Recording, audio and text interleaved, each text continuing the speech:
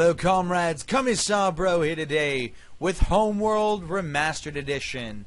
That's right, this is the first one we're playing here. And as you can see, I've already built me a nice little fleet. That's right.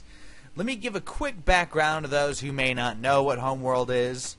Which, you know, this is probably the first great, like, fully 3D RTS in space.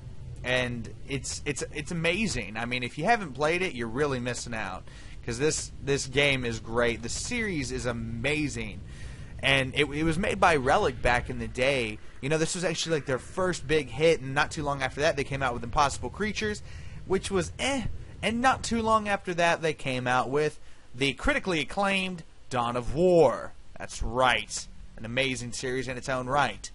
So, with a little bit of background, I'm going to give you a quick idea of how this game actually plays, and then I'm going to show you combat.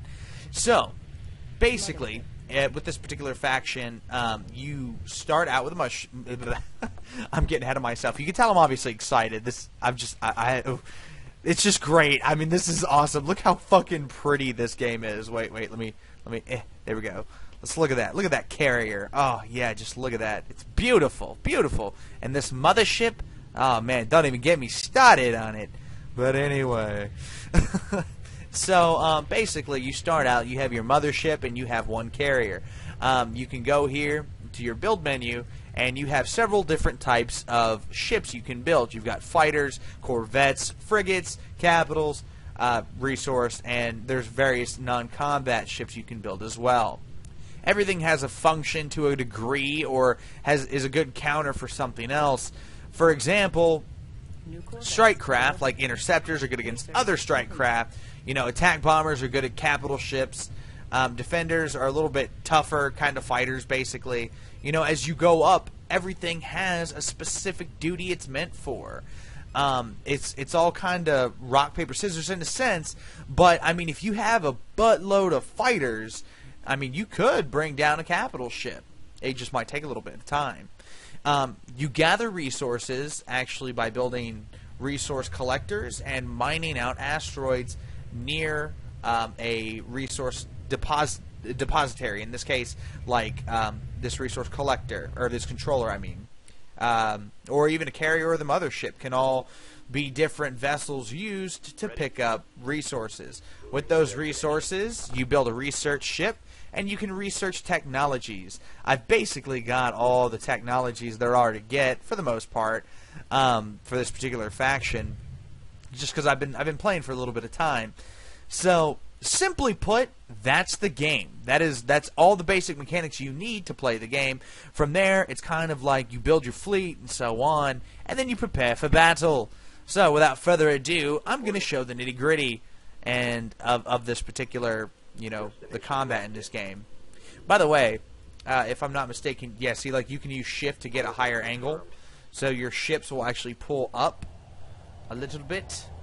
Yes, yes. The only other space game that really gets me as much as Homeworld was Nexus: The Jupiter Incident. Oh, yeah, Nexus. I love Nexus. Nexus is a great series of games. Or, well, excuse me, it's a great game. They never did make the sequel. Oh, man, I wish they did. Damn, look, my fighters are getting effed up. No mercy. No mercy at all. Look at that, look at that. Oh, yeah! Woohoo! That's right. Look at our little guys going there.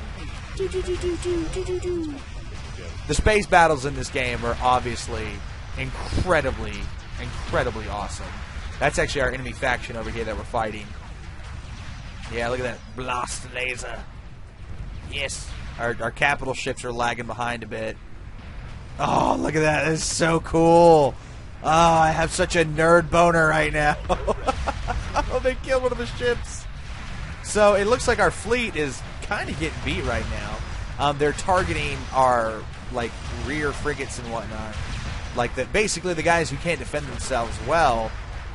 And yeah, so we're kind of losing that respect. But once our capital ships get up closer, this is going to be a much closer fight. As you can see now, we're actually starting to blow their stuff up. Oh God, this is beautiful. Look at that! Look at that! See, this is why Homeworld is just epic. It's so cool. These battles are just so friggin' awesome. And the remastered edition, I know I'm not doing... Jesus Christ, they just fucked me up. I'm not doing a very good job of actually reviewing this. I'm kind of more going straight up nerdcore on it. Because this is just... I mean, it's a great game. And it's a classic. Like, this really is one of the most classic strategy games you can think of. It came out right there, and like, you know, at the turn of the millennium. So, I don't know. You know, it's back in the genre of like Age of Empires 2, that time period. Age of Empires 2, Seven Kingdoms. You know, a lot of the bigger strategy games, and this one was territory that hadn't quite been explored before, or at least not so. Jesus, not so well. Look at that. Look at that. Oh man, that's beautiful. Anyway, so yeah, like I said, I'm kind of a fanboy, so this is really exciting for me, because there still hasn't quite been a game. I mean, Sins of Solar Empire has the whole 4X thing, but the combat is just not as fluid, not as solid, and definitely not as cool as this game. So yeah, I mean, somebody else could probably explain this better. You know, but I'm just I'm just really excited to be playing it. This is definitely worth $30.